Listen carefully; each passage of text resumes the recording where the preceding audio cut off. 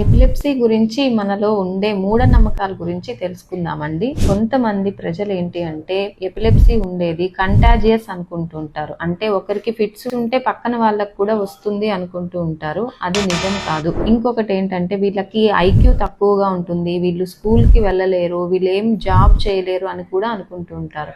అది కూడా నిజం కాదు. వీళ్ళు కూడా నార్మల్ పీపుల్ లాగానే స్కూల్ కి వెళ్ళగలుగుతారు, అన్ని చదువుకోగలుగుతారు, అన్ని జాబ్లు చేయగలుగుతారు. కాకపోతే కొన్ని రిస్కీ జాబ్స్ లాంటివి డ్రైవింగ్ కానీ పైలట్ జాబ్స్ కానీ ఇలాంటివి మాత్రమే వీళ్ళు చేయకూడదు అని ఉంటుంది. అంతేకాకుండా కొంతమంది ఆడపిల్లలకు కనుక ఫిట్స్ ఉన్నట్లయితే వీళ్ళకి పెళ్లి చేయకూడదు, వీళ్ళు పిల్లల్ని కనకూడదు, వీళ్ళు పిల్లల్ని కంటే వీళ్ళ పిల్లలకు కూడా ఫిట్స్ వస్తుంది అని కూడా అంటూ ఉంటారు. అది కూడా నిజం కాదండి. ప్రెగ్నెంట్ గా ఉన్నప్పుడు సేఫ్ గా ఉండే మెడికేషన్స్ వాడటం వల్ల ఆడవాళ్ళకి ఫిట్స్ అనేది కంట్రోల్ చేయవచ్చు. ఇప్పుడు తల్లికి ఫిట్స్ ఉంటే కంపల్సరీ బేబీకి కూడా ఫిట్స్ రావాలి అని ఏం లేదు. హెరిడిటరీగా వచ్చే ఎపిలెప్సీస్ కొంచెం మాత్రమే ఉంటాయి. అన్ని ఎపిలెప్సీస్ అనేవి హెరిడిటరీగా రావు అండి. ఇంకా వీళ్ళు ఏంటి అంటే ఫిట్ వచ్చే టైంలో తాళాలు పెడితే ఫిట్స్ ఆగిపోతాయి అని అనుకుని కొంతమంది తాళాలు ఇనుము రాడ్లు కూడా పెడుతూ ఉంటారు. అలాంటిది మంచిది కాదు. ఫిట్ అనేది ఒక 30 సెకండ్స్ నుంచి 1 or 2 minutes మాత్రమే ఉంటుంది. ఏం చేసినా చేయకపోయినా ఫిట్ అనేది ఆగిపోతుంది. సో తాళాలు పెట్టడము అనేది కరెక్ట్ కాదు అండి.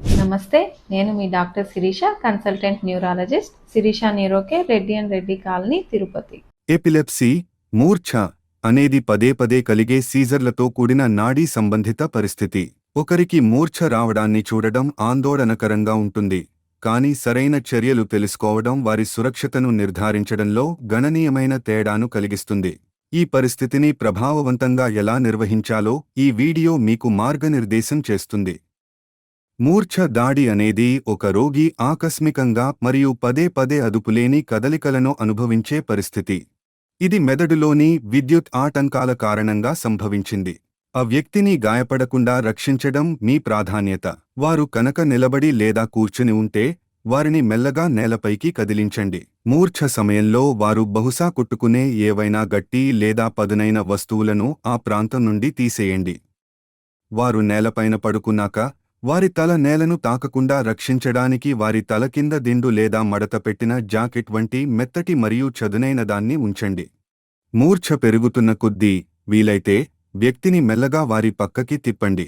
ఇది వారి వాయుమార్గాలను స్పష్టంగా ఉంచడానికి సహాయపడుతుంది మరియు ఏదైనా లాలాజలం లేదా వాంతి సులభంగా కారడానికి తోడ్పడుతుంది. మూర్ఛ ఎంతసేపు వచ్చింది అన్నది గుర్తించడం ముఖ్యం. ఇది ఎప్పుడు మొదలవుతుంది మరియు ఎంతసేపు ఉంటుందో గమనించండి. మీరు సహాయం కోసం పిలవవలసి వస్తే వైద్య నిపుణులకు ఈ సమాచారం చాలా ముఖ్యమైనది. మూర్ఛ సమయంలో మీరు ఎప్పుడూ చేయకూడని కొన్ని ముఖ్యమైన పనులు ఉన్నాయి. ఆ వ్యక్తి నోటిలో ఏమీ పెట్టవద్దు. పాత నమ్మకాలకు విరుద్ధంగా ఇది వారి దంతాలు లేదా దవడకు గాయం కలిగిస్తుంది మరియు వారి వాయుమార్గానికి ఆటంకం కలిగించవచ్చు. అలాగే వారి కదలికలను అరికట్టడానికి ప్రయత్నించవద్దు. మూర్ఛను ఉన్నంతసేపు దానిని కొనసాగనివ్వండి, కాని ప్రమాదాల నుండి వారిని మెల్లగా దూరంగా ఉంచండి. వ్యక్తి పూర్తిగా కోలుకునే వరకు ఆహారం మరియు పానీయాలు ఇవ్వకండి. మూర్ఛ ఆగిపోయి వారు పూర్తి స్పృహలోకి వచ్చే వరకు ఆ వ్యక్తితో ఉండండి. తర్వాత వారికి గందరగోళంగా లేదా మగతగా అనిపించవచ్చు. ప్రశాంతంగా మాట్లాడి వారికి భరోసా ఇవ్వండి. అత్యవసర వైద్య సహాయం కోసం ఎప్పుడు పిలవాలో తెలుసుకోవడం చాలా ముఖ్యం.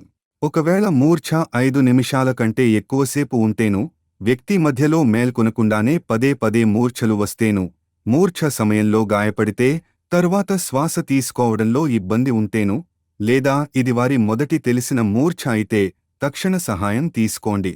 ఈ సులువైన దశలను అర్థం చేసుకోవడం ద్వారా మీరు మూర్ఛ వ్యాధితో బాధపడుతున్న వ్యక్తికి కీలకమైన మద్దతును అందించవచ్చు. అవగాహనతో ఉండండి మరియు మీ ప్రశాంతత మరియు అవగాహన పూర్వకమైన చర్యలు అసలైన తేడాను కలిగిస్తాయని గుర్తుంచుకోండి.